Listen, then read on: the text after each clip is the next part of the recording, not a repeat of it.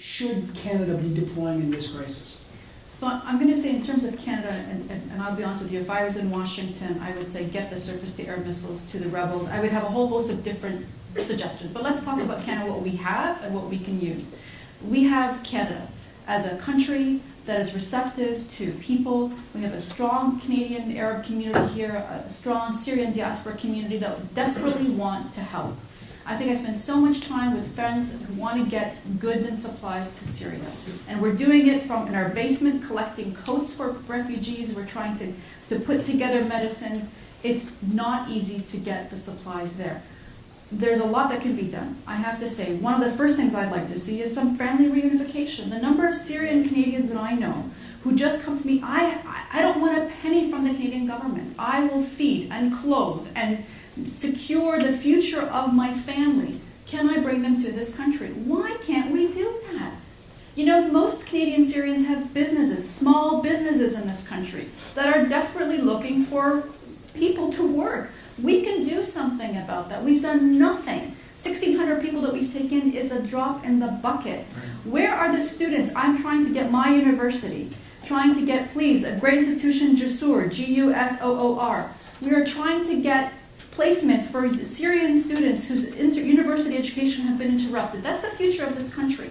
You know, we're not talking about just the fact that there's a whole generation that has not gone to primary school, but there are people who are 1 year away from getting their engineering degree who will need to rebuild Syria because the country is in shatters. Why can't we open the doors to those students? You know the challenges we've had in trying to get a simple thing, like can we get the Canadian universities to make these students from paying $100,000 to a normal fee of a domestic student just to get them to this country?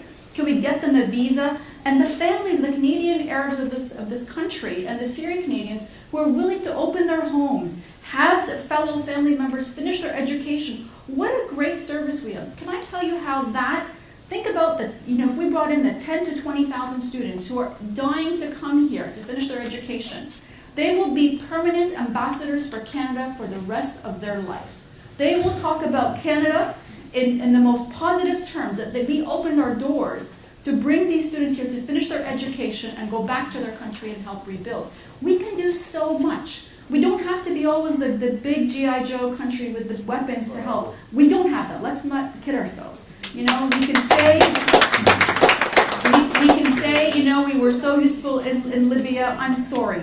You know, it got done when the Americans got in and said we'll do it on our own. They are the superpower in the world. We know that, but we got a lot that we can give. And it's us. It's being Canadian that we can give. We need to open our doors to the desperate Syrians that are languishing in unbelievable conditions in the deserts of Jordan, and to the unbelievable conditions, teepees in Lebanon, because the Lebanese government refuses to have camps, so people can't have four walls. They have to create these teepees to get around the rules of not having a refugee camp.